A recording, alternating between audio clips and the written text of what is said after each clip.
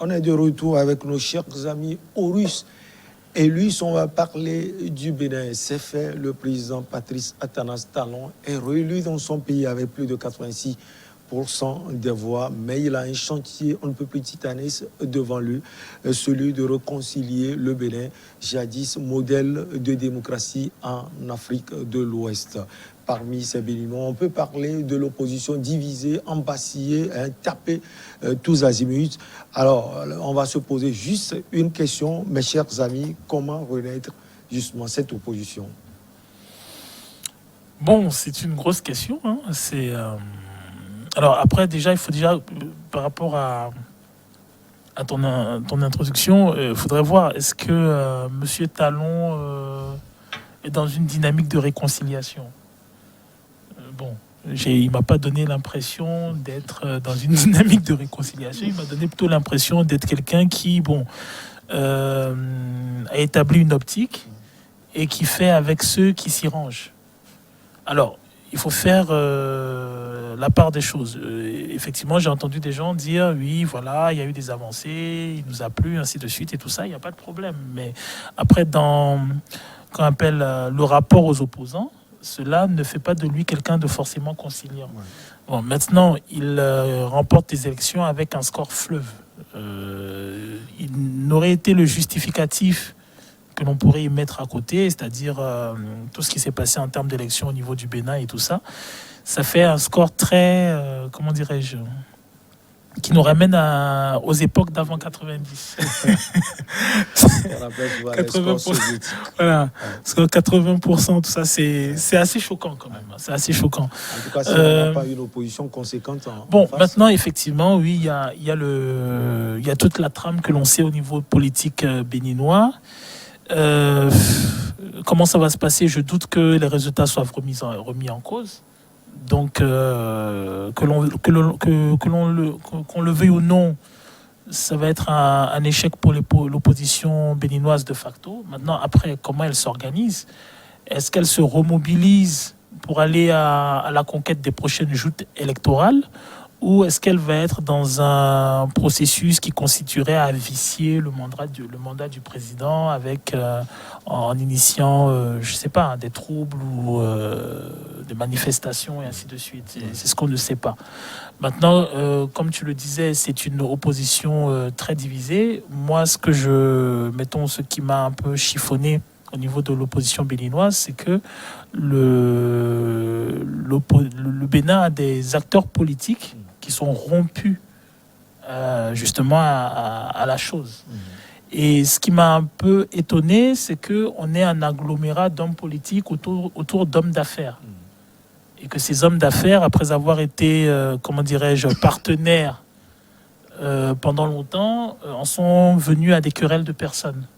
Donc moi, j'aurais voulu que l'on retourne à un Bénin qui pense politique, qui pense population, qui pense avancer de certaines choses. J'ai parfois l'impression, je peux me tromper, mais j'ai parfois l'impression qu'on est dans un agglomérat de politique autour d'acteurs qui ont des sous, donc des hommes d'affaires qui ont des sous, qui ont les moyens, et qui sont beaucoup plus portés sur des frictions qui virent qui sombre un peu dans la chose personnelle. On a vu la chose on a vu quand par exemple on voit le cas de M. Boyayi, qui est un banquier, avec Patrice Talon qui est un homme d'affaires, M. Adjavon qui est un homme d'affaires, et ainsi de suite. J'étais accoutumé à voir des hommes politiques. Madame plus politique, c'est celui-là qu'on a traité comme un pion de la France, Lionel Zinsou. Non, attention, le fait que Lionel Zinsou soit un homme politique ne signifie pas que son programme ou ce qu'il propose est forcément acceptable. Qu'il soit politique est une chose. Maintenant, qu'est-ce qu'il propose? Comment il défend ce qu'il propose? Ainsi de suite. Ce que l'on sait de M. Zinsou, c'est qu'il a travaillé dans certaines strates du gouvernement français, en tout cas avec un certain nombre de personnalités. Et c'est vrai que cela peut gêner certains Africains quand on connaît, justement, quand on fait un parallèle avec des personnalités comme Houphouët-Boigny, par exemple, comme Senghor, par exemple, comme un certain nombre d'hommes africains qui ont eu justement à travailler dans les strates gouvernementales françaises. Donc on peut comprendre qu'à un moment, au sein des populations et au sein des élites, on ait une certaine forme de retenue quant à la personnalité du monsieur ou quant à, au cercle dans lequel il évolue. Parce que justement, on va citer un certain nombre de personnalités qui ont un passif sulfureux avec l'Afrique. Donc voilà, moi pour l'opposition béninoise, ça va être le défi du choix de la stratégie et bien entendu, oui, effectivement, le défi du choix de l'union. Est-ce que déjà est-ce qu'on s'unit pour faire front?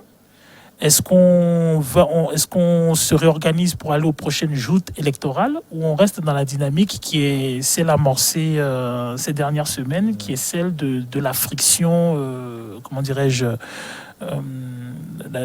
la friction violente, en sachant que déjà moi peut-être je vais m'arrêter sur cela, ça m'attriste un peu que le Bénin commence à mettre les pas dans des frictions régionales, le nord contre le sud et ainsi de suite, et on sait qu'en Afrique ce genre de choses quand on les démarre, il est très compliqué de les arrêter ensuite.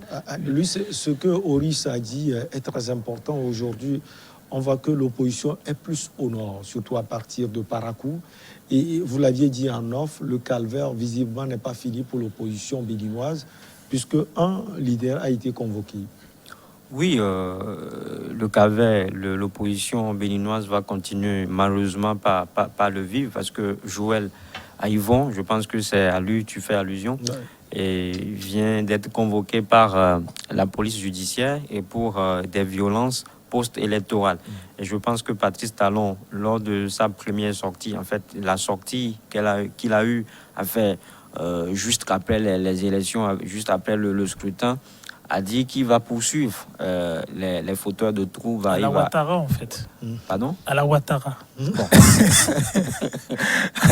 qui va poursuivre, en fait, les fauteurs de troubles des violences post-électorales. Je pense qu'aujourd'hui, il est dans cette dynamique. Et malheureusement, ça va continuer parce que des opposants sont déjà mis en prison et beaucoup d'organisations de défense des droits de l'homme, en fait, dénoncent un recul démocratique là-bas au Bénin.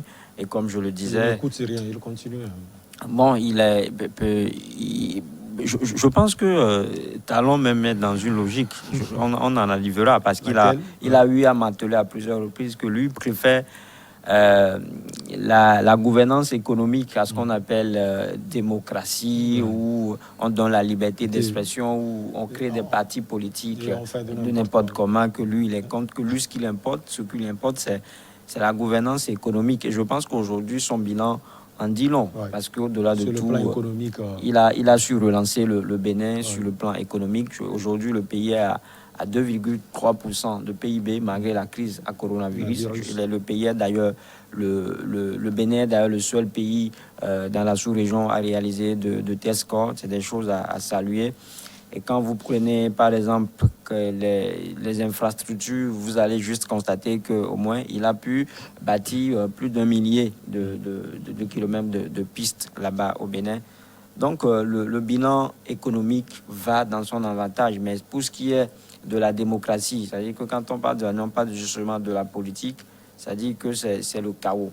Finalement, il tient parole. Il tient parole, il reconnaît, parce que, comme on l'a dit, Patrice Talon, c'est un entrepreneur, c'est un homme d'affaires.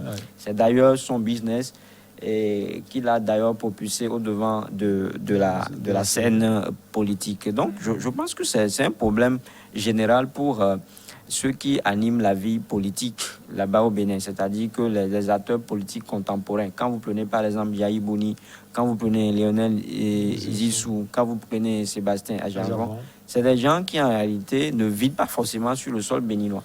C'est des gens qui sont souvent exilés et qu'à un moment donné, ils reviennent au pays. Je pense qu'ils ne maîtrisent pas réellement les réalités du pays.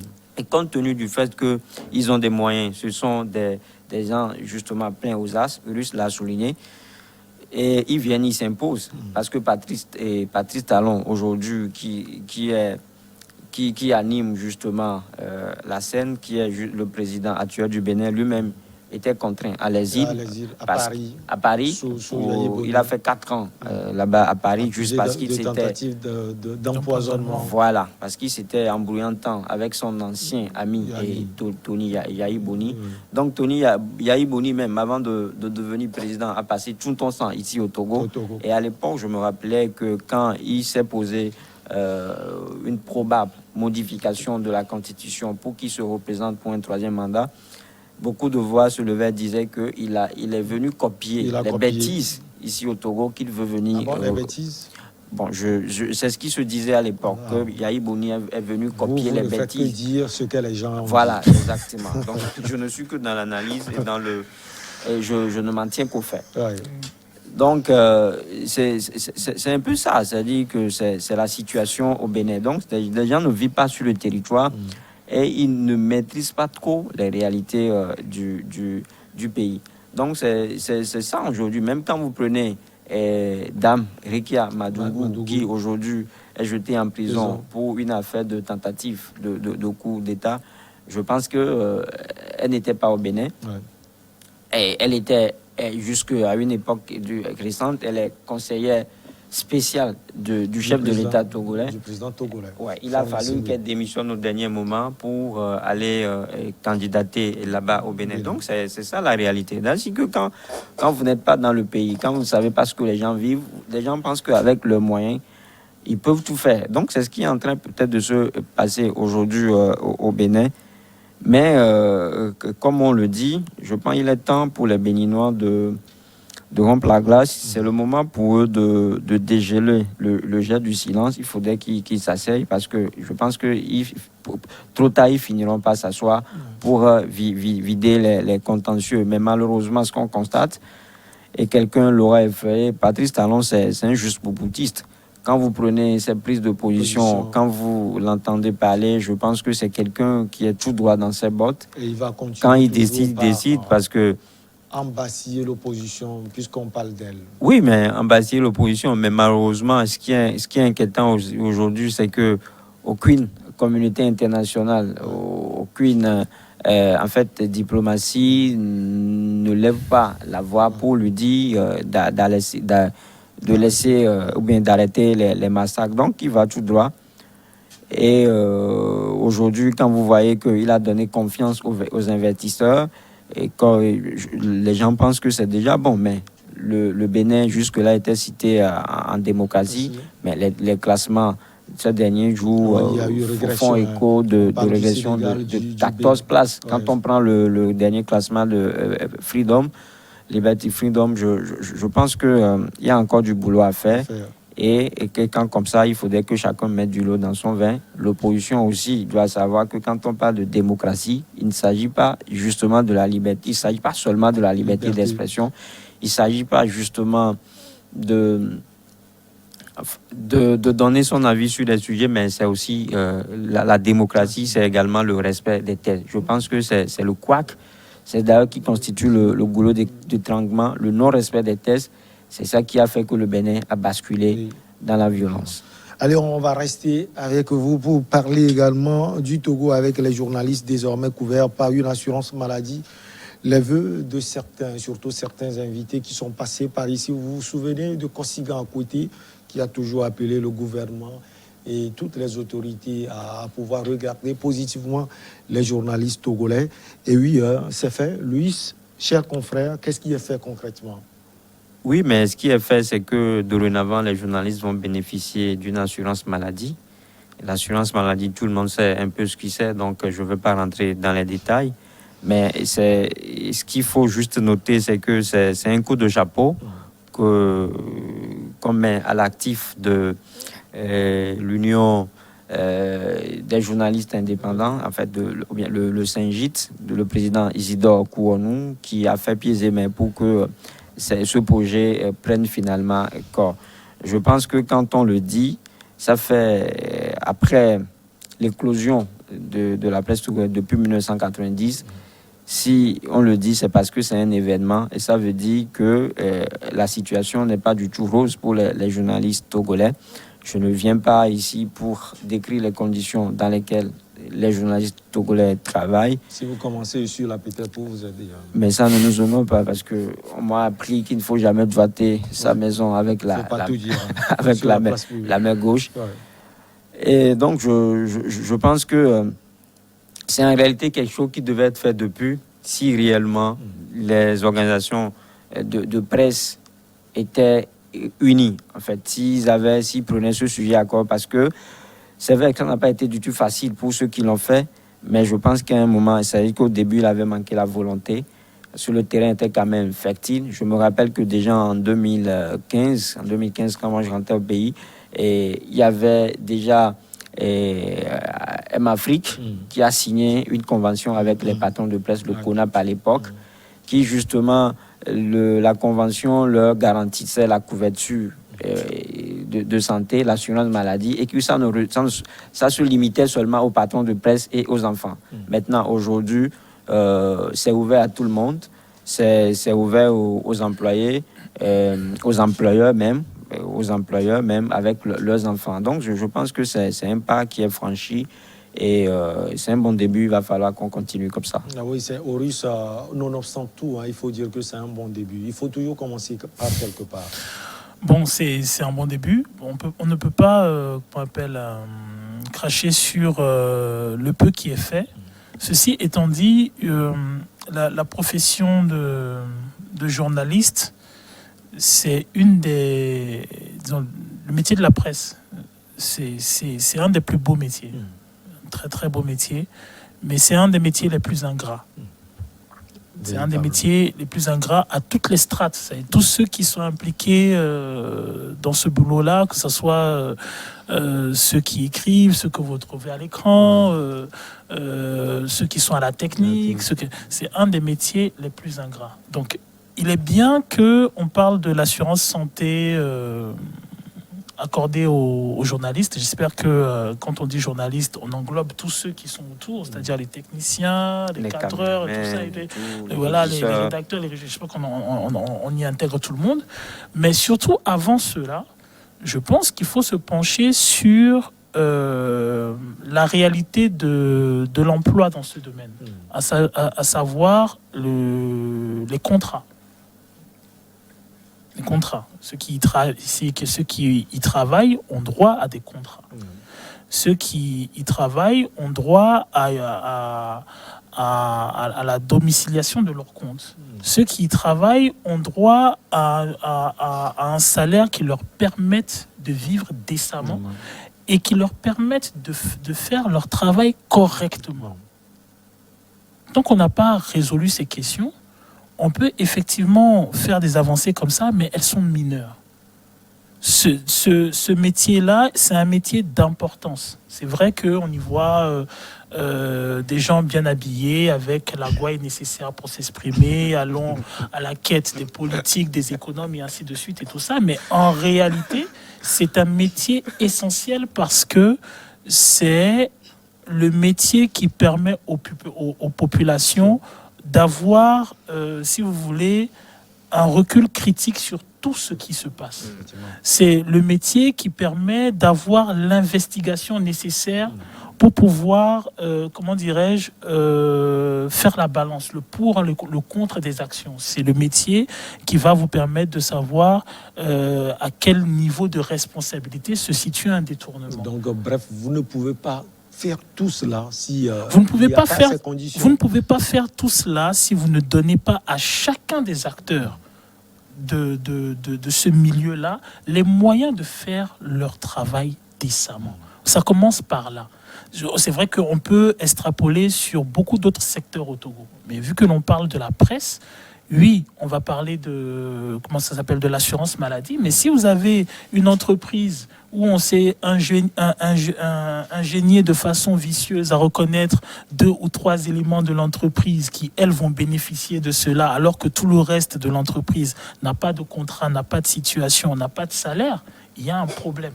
Donc, moi, ce que je dirais au niveau des autorités, c'est de supporter, pas par condescendance, pas par pitié, mais parce que ce secteur est efficient et ce secteur est important, les acteurs du secteur, afin qu'ils puissent s'occuper de façon digne du personnel qui travaille pour eux. Parce qu'il s'agit de pères et de mères de famille qui font parfois des horaires qui sont supérieurs à la normale. Vous avez des gens qui vont être là de 6h jusqu'à 22h. Des gens qui vont... Voilà, des gens qui vont quitter 22h jusqu'au matin. Des gens qui vont être envoyés au devant de manifestations. Des gens qu'on peut soulever certains de ces acteurs et leur dire mais ok, lève-toi, demain tu es à Accra, lève-toi, demain tu es au Sénégal, lève-toi. Des gens qui n'ont plus de vie privée. Qui n'ont plus de vie privée. Donc à un moment, je pense que les acteurs aux États-Unis, on parle de quatrième pouvoir. On parle de quatrième pouvoir. À un moment, je pense que ce que l'État, le défi que l'État a posé, c'est celui de faire en sorte de sortir la profession de journaliste et tous ceux qui s'y associent d'une espèce de précarité où le journaliste n'est que quelqu'un qu'on regarde avec condescendance et à qui on ressent de la pitié, on accepte de lui céder une certaine part. Non. Parce que finalement, peut-être que je suis obligé de le faire. Oui, bon, après tout, c'est un jeune dynamique, il a de l'avenir, bon, on va le pistonner. Mais non, il faut sortir de ça. Donc, à un moment, moi, je vois des interventions dans la presse, j'ai vu des responsables dire, oui, voilà, bon, les journalistes sont comme ça, les journalistes sont comme ci.